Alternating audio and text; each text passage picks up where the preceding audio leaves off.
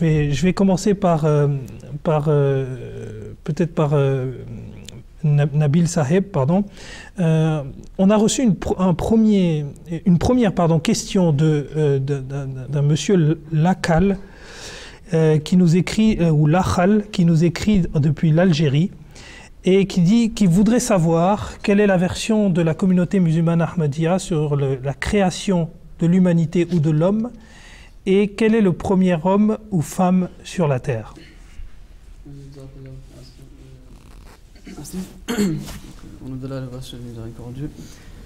Je pense que malheureusement, la majorité des musulmans aujourd'hui croient qu'Adam est le premier homme sur terre et le premier prophète aussi. Une chose assez difficile à comprendre vis-à-vis de la logique de la science et du Coran lui-même. Donc pourquoi cela est assez difficile à comprendre?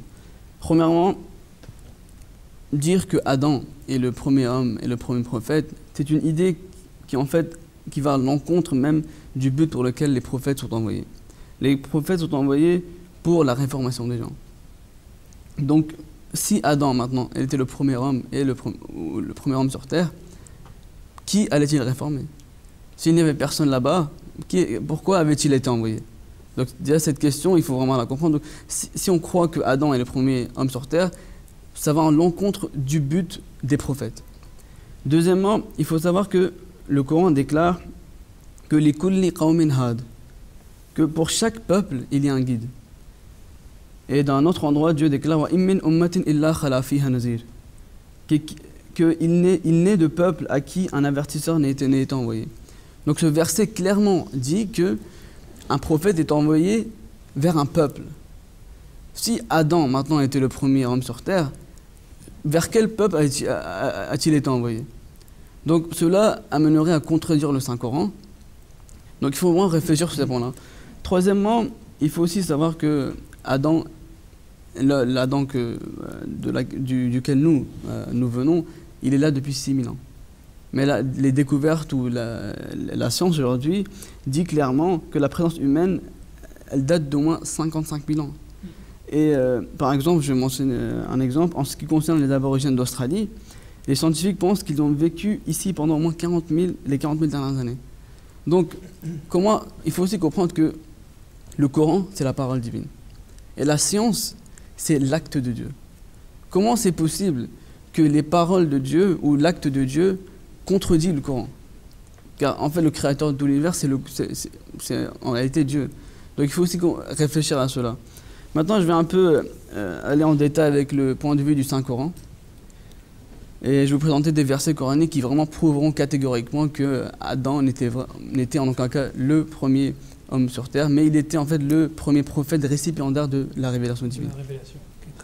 Donc Dieu déclare dans un verset que Inni ja'ilun fil ardi khalifa, que je vais nommer un successeur sur la terre.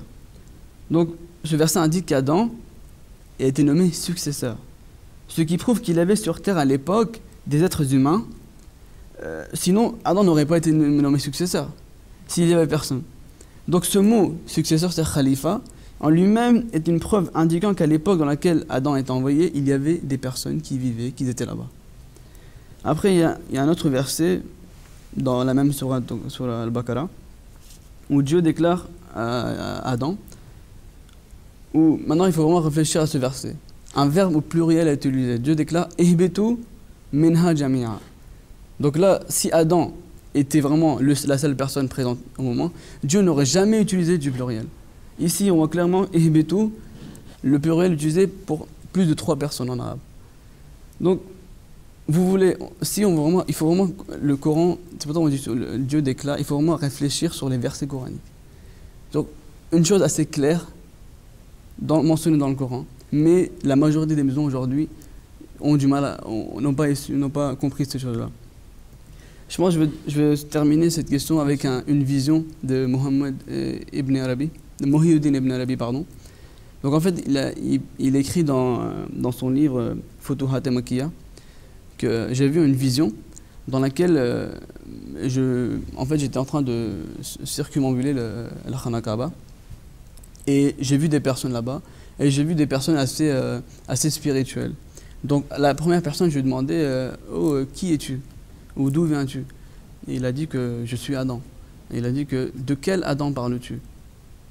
Il a dit que Ibn Arabi était choqué de voir. La personne lui répond, de quel Adam parles-tu? Je suis l'Adam qui était là depuis 40 000 ans. Donc cette vision même d'un saint aujourd'hui, Mohammed ibn Arabi, qui prouve vraiment catégoriquement qu'Adam, le prophète, n'était pas le premier homme sur terre. Mais Adam, le prophète, était le premier homme récipiendaire de la révélation divine. Il y avait bien évidemment des gens présents à l'époque où le prophète a été envoyé, mais Adam, le prophète, était vraiment la personne qui en fait a réussi à avoir la révélation divine. Et non, donc il n'est pas le premier homme sur terre. Jazakumullah, donc pour cette réponse assez complète et qui peut se synthétiser finalement par votre dernière phrase et votre phrase de conclusion qui est ce n'était pas le premier homme sur terre, mais c'était le premier prophète, c'est-à-dire la personne qui a été récipiendaire de la révélation. Jazakumullah pour cette réponse très complète et très intéressante.